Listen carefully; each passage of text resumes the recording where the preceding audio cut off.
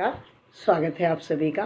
साथियों, पितृपक्ष श्राद्ध के समय चल रहे हैं और पितरों के दिन हैं और आप सभी जानते हैं कि इन दिनों में भगवत गीता को पढ़ना बहुत ही शुभ फलदायी माना जाता है। इससे हमारे पूर्वजों की आत्मा को शांति भी मिलती है और वो बहुत प्रसन्न होते हैं। तो आज प्रतिपदा के दिन मैं आरंभ कर रही हूँ भगवत गीता का प्रथम अध्याय। आप प्रतिदिन एक एक अध्याय सुनते रहिएगा। तो मैं आरंभ करती हूँ पहला अध्याय। श्री परमात्मने नमः। भगवद गीता अध्याय प्रथम। धृतराष्ट्र बोले, हे संजय, धर्म भूमि कुरुक्षेत्र में इकट्ठे हुए युद्ध की इच्छा वाले मेरे और पांडु के पुत्रों ने क्या किया? इस पर संजय बोले, उस समय राजा दुर्योधन ने व्यूह रचना युक्त पांडवों की सेना को देखकर और द्रोणाचार्य के पास जाकर यह वचन कहा, हे आचार्य, आपके बुद्धिमान शिष्य द्रुपद पुत्र धृष्टद्युम्न द्वारा व्यूहाकार खड़ी की हुई पांडु पुत्रों की इस बड़ी भारी सेना को देखिए। इस सेना में बड़े बड़े धनुषों वाले युद्ध में भीम और अर्जुन के समान बहुत से शूरवीर हैं, जैसे सात्यकी और विराट तथा महारथी राजा द्रुपद और धृष्टकेतु, चेकितान तथा बलवान काशीराज, पुरजित, कुंतीभोज और मनुष्यों में श्रेष्ठ शैव्य और पराक्रमी युधाभिमन्यु तथा बलवान उत्तमौजा, सुभद्रा पुत्र अभिमन्यु और द्रौपदी के पांचों पुत्र, ये सभी महारथी हैं। हे ब्राह्मण क्षेत्र, हमारे पक्ष में जो भी प्रधान हैं उनको आप समझ लीजिए। आपके जानने के लिए मेरी सेना के जो सेनापति हैं उनको कहता हूँ।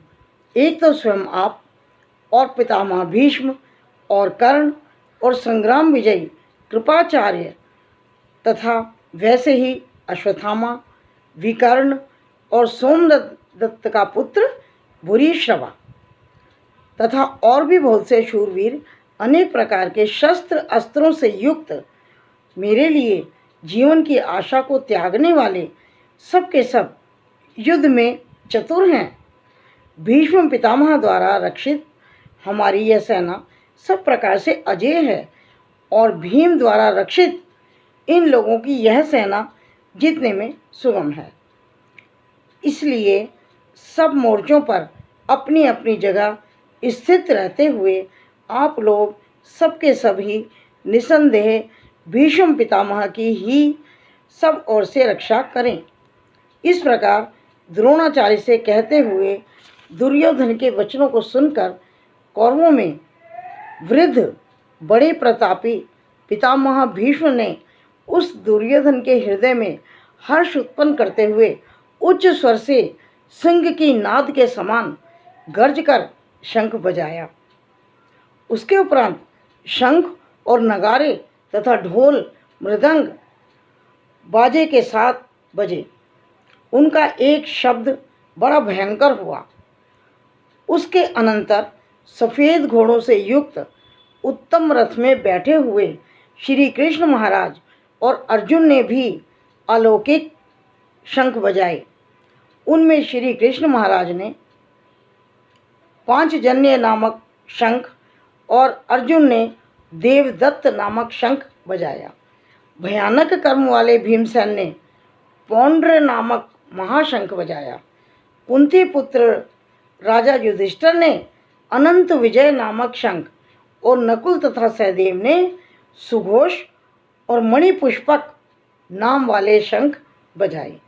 श्रेष्ठ धनुष वाले काशीराज और महारथी शिखंडी और धृष्टद्युम्न तथा राजा विराट और अजेय सात्यकी तथा राजा द्रुपद और द्रौपदी के पांचों पुत्र और बड़ी भुजा वाले सुभद्रा पुत्र अभिमन्यु, इन सब ने हे राजन अलग अलग शंख बजाए और उस भयानक शब्द ने आकाश और पृथ्वी को भी शब्दमायन कर दिया और धृतराष्ट्र पुत्रों के हृदय विदीर्ण कर दिए।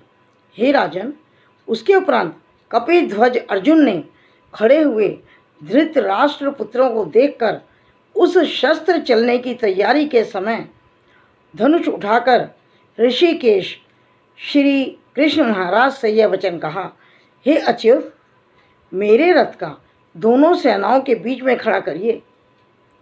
जब तक मैं इन स्थित हुए युद्ध के कामनाओं वालों को अच्छी प्रकार देख लूं कि इस युद्ध रूप व्यापार में मुझे किन किन के साथ युद्ध करना योग्य है। दुर्बुद्धि दुर्योधन का युद्ध में कल्याण चाहने वाले जो ये राजा लोग इस सेना में आए हैं, उन युद्ध करने वालों को मैं देखूंगा। संजय बोले, हे धृतराष्ट्र, अर्जुन द्वारा इस प्रकार कहे गए महाराज श्री कृष्णचंद्र ने दोनों सेनाओं के बीच में भीष्म और द्रोणाचार्य के सामने और संपूर्ण राजाओं के सामने उत्तम रथ को खड़ा करके ऐसे कहा कि हे पार्थ, इन इकट्ठे हुए कौरवों को देखो। उसके उपरांत प्रथापुत्र अर्जुन ने उन दोनों ही सेनाओं में स्थित हुए पिता के भाइयों को, पितामहों को, आचार्यों को, मामों को, भाइयों को, पुत्रों को, पौत्रों को तथा मित्रों को, ससुरों को और सुहृदकों को देखा। इस प्रकार उन खड़े हुए संपूर्ण बंधुओं को देखकर वे अत्यंत करुणा से युक्त हुए। कुंती पुत्र अर्जुन शोक करते हुए बोले, हे कृष्ण, इस युद्ध की इच्छा वाले खड़े हुए स्वजन समुदाय को देखकर मेरे अंग शिथिल हुए जाते हैं और मुख भी सूखा जाता है और मेरे शरीर में कंप और रोमांच होता है तथा हाथ से गांडीव धनुष गिरता है और त्वचा भी बहुत जलती है और मेरा मन भ्रमित सा हो रहा है। इसलिए मैं खड़ा रहने को भी समर्थ नहीं हूँ। हे केशव, लक्षणों को भी विपरीत ही देखता हूँ तथा युद्ध में अपने कुल को मारकर कल्याण भी नहीं देखता। हे कृष्ण, मैं विजय नहीं चाहता, राज्य तथा सुखों को भी नहीं चाहता। हे गोविंद, हमें राज्य से क्या प्रयोजन है अथवा भोगों से और जीवन से भी क्या प्रयोजन है, क्योंकि हमें जिनके लिए राज्य, भोग और सुख आदि इच्छित हैं, वे ही यह सब धन और जीवन की आशा को त्याग कर युद्ध में खड़े हुए हैं। जो कि गुरुजन, ताऊ, चाचे, लड़के और वैसे ही दादा, मामा, ससुर, पोते, साले तथा और भी संबंधी लोग हैं।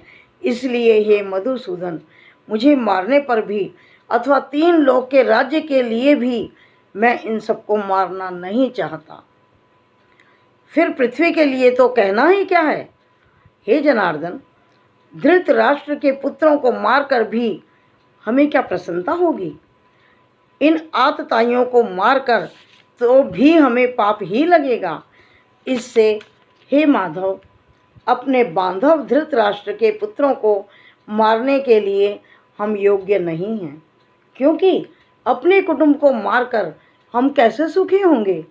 यद्यपि लोभ से भ्रष्ट चित्त हुए ये लोग कुल के नाशकृत दोष को और मित्रों के साथ विरोध करने में पाप को नहीं देखते हैं, परंतु हे जनार्दन, कुल के नाश करने से होते हुए दोष को जानने वाले हम लोगों को इस पाप से हटने के लिए क्यों नहीं विचार करना चाहिए, क्योंकि कुल के नाश होने से सनातन कुल धर्म नष्ट हो जाते हैं। धर्म के नाश होने से संपूर्ण कुल को पाप भी बहुत दबा लेता है। और हे कृष्ण, पाप के अधिक बढ़ जाने से कुल की स्त्रियां दूषित हो जाती हैं। और हे वार्ष्णे, स्त्रियों के दूषित होने पर वर्ण संकर उत्पन्न हो जाता है और वह वर्ण संकर कुल घातियों को और कुल को नरक में ले जाने के लिए ही होता है।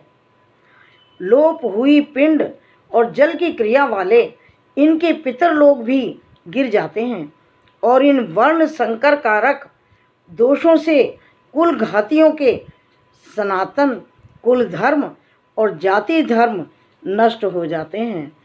तथा हे जनार्दन, नष्ट हुए कुल धर्म वाले मनुष्यों का अनंत काल तक नरक में वास होता है, ऐसा हमने सुना है। अहो, शोक है कि हम लोग बुद्धिमान होकर भी महान पाप करने को तैयार हुए हैं, जो कि राज्य और सुख के लोभ से अपने कुल को मारने के लिए हम उद्यत हुए हैं। यदि मुझ शस्त्र रहित ना सामना करने वाले को शस्त्रधारी धृतराष्ट्र के पुत्र रण में मारें, तो वह मारना भी मेरे लिए अति कल्याणकारी होगा। संजय बोले, रणभूमि में शोक से उद्विग्न मन वाले अर्जुन इस प्रकार कहकर बाण सहित धनुष को त्याग कर रथ के पिछले भाग में बैठ गए। ये पहला अध्याय समाप्त होता है। नमस्कार। ज़रूर सुनिएगा इन दिनों में भगवद गीता के पाठ को।